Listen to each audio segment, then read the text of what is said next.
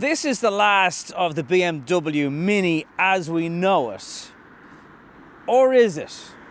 Because even since this car was developed, the electric Mini, in sort of 2018, 2019, a lot has changed in BMW, particularly in Oxford, and for plans to produce the car solely in China. We'll get to all that in a second, but first of all, as this generation of the Mini reaches the end of its life, is there a bit of value in buying this Oxford-produced electric version?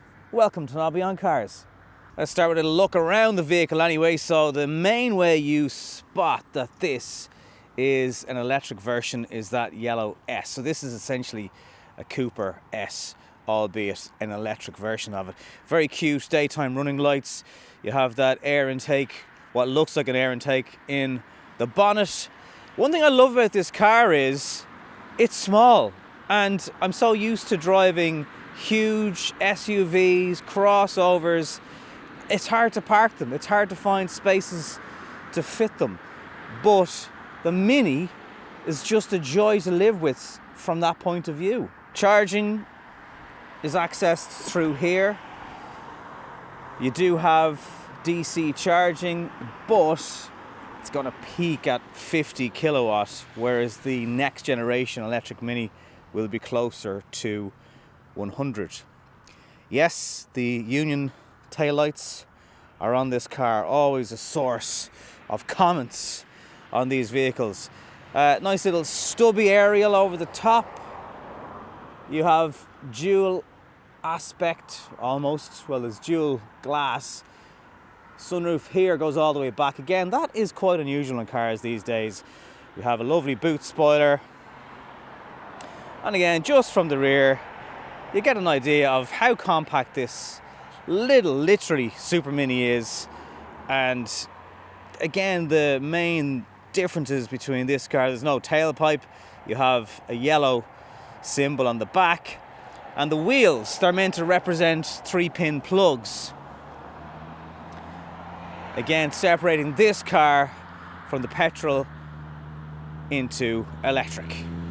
But what's all this about Oxford and China? Well, a few years ago, BMW have agreed to make the next generation of Mini with Great Wall Motors in China. It's a 50-50 partnership. So will BMW and their Mini lose that quintessential British heritage of the car? Well, it was potentially going to. And then someone said, but hang on, you sell a lot of Minis in America and there's 25% tariffs if the car is made in China. So suddenly, BMW backed up the Mini truck, invested 600 million sterling into the Oxford plant, which from 2026 will produce things like the Mini Aceman and cars that will be exported to America. Now, it remains to be seen, will European cars be built in China from now on? We'll have to keep an eye on that one. But for the moment, BMW are sticking with Oxford. Also, in Ireland this year, Mini will change to the agency business model. Essentially, you'll still go to a Mini dealership as you've come to know them, but there's potentially less room for negotiation because the car is basically being bought by you directly from the Mini factory. The dealership is just facilitating the handover of the vehicle. It's going to happen quite a bit over the next few years with certain brands. Kia, for example, say they're not doing it at the moment. BMW will do it from sort of 2026, but Mini are starting to do it in Ireland from this year. Now, with all that information out of the way, let's have a little look at the boot. Yes, it is quite small. As you can see, there's just about room for my gear bag, and that's kind of it.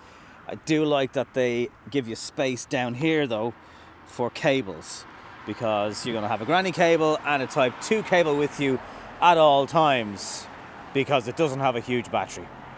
If you can move the passenger seat, if you can't though, it's just very, very cramped. So even from a kid's point of view, I've had to put one in the front on a booster, turn the airbag off, and that's the only way you can even transport two kids. So this is by no means a big car. especially in the back. Be warned. Up front, I actually prefer this centre bezel than the version coming in the new car, if I'm honest. It's iconic at this stage.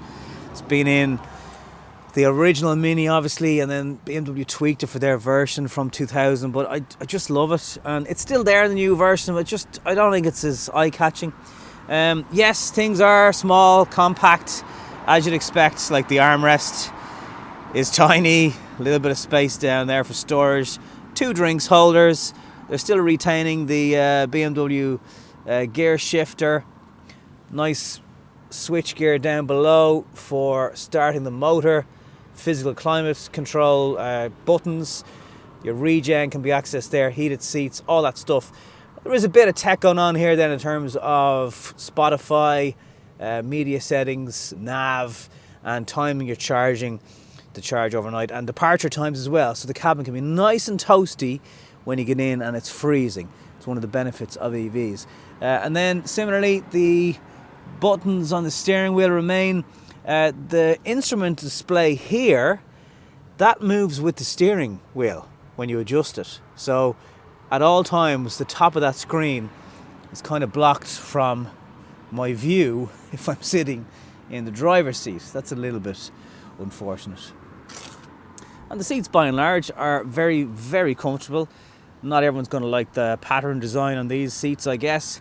And the glass roof actually opens, not just tilts, not just there for light, actually opens, which is kind of refreshing in a car these days, because it's not often that happens anymore. So that's what the inside of the Mini is like. Everything's light, nimble, agile. Gap there in the traffic, I've just planted it. Now you do get a little bit of wheel spin because you've got all that power. It's, there's enough punch out of the car to propel you quickly. The 0 to sort of 50 kilometer an hour time is really, really quick, and I suppose that's where it counts. Getting in and out of gaps in traffic, just keeping up in the general city environment that you want to use this car in, and that's kind of the point. Even with all the car charged, and it'll take about 4 hours-ish to get it back to 100% using a Type 2 cable. Not quite as quick at home, not too bad. But the range, you're looking at maybe 140, 150 kilometers, and that's without motorway driving. Now it is cold, it's 3 degrees right now, it's actually been colder. Could you get 200 in summer? Maybe with the climate off. There's also different modes. You've got Sport, Green, Green Plus. They're basically eco mode settings. Some will turn the climate off completely. Some will reduce power to the car, trying to preserve that range. When you put it into sport mode, you do actually feel the car just kind of jump into life a little bit. But to be honest with you, even I'm in green mode now, I think, and it's enough. Then you've got different levels of regen braking, which makes it pretty much a one-pedal car. What is that? Well, one-pedal driving, essentially. You lift off the accelerator, you don't need to touch the brake. The motors start to slow the car down. It actually puts some energy back into the battery, but at the same time, you're not using your brakes physically to bring the car to a stop. Maybe just at the very end, like I've just used it there now to actually hold the car into place. Fuel consumption, 16 kilowatt hours per 100 kilometers. Pretty achievable. At the moment, it's doing about 21 because it's very, very cold. On a motorway, about 18 or 19. Very acceptable. Economy figures. It's obviously quite an aerodynamic car. I'm sure the next gen of the Mini will be even more aerodynamic. It's 145 kilograms heavier than a petrol Cooper.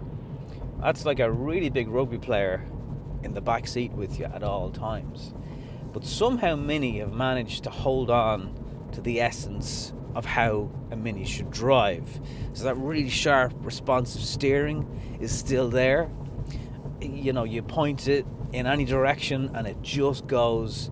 It's not quite as good to drive as, petrol Cooper S, but it's still a lot of fun, and it hasn't lost everything the Mini stood for when it came to driving dynamics. So very sharp handling, really darty setup in it, and it's a lot of fun.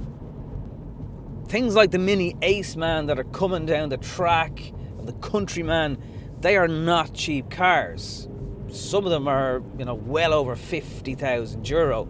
So in that sense, this actually seems like a bit of a bargain. But then someone would tell you a Nissan Leaf is too expensive at 28,000 euro, and that has even more range than this. But for this, you're buying the styling, the looks, the heritage, the fun factor, and it truly does have all those things. It's just quite a limited car when it comes to range and certainly space, particularly for rear passengers. But planting it and the car just sinking back, it really does pick up speed at an astonishing rate, and because of that, it makes it truly a bit of fun to drive. And even that is becoming rarer and rarer in cars these days, and well, the Mini still manages to hang on to it. So it's actually a lot of fun to drive. Can I recommend that you buy one of these? Terms and conditions apply. If you don't need big range, if you don't need big space, I mean, it is commendable that they haven't lost space in the original ICE version of this car to put batteries into it, but still, it's always going to be a small car. It's a Mini. But if you don't need extra space, if there's just perhaps two of you, maybe your kids don't want to know you anymore, you want something that's just, as I mentioned, easier to park, easier to manage, it fits in car spaces, it fits on roads. It is a little bit expensive still by 40,000 euro, especially for the range.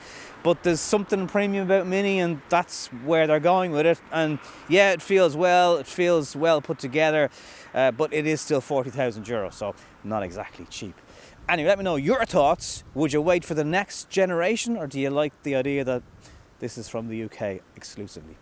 Let me know in the comments down below. Thank you very much for watching. I'll see you on the next one.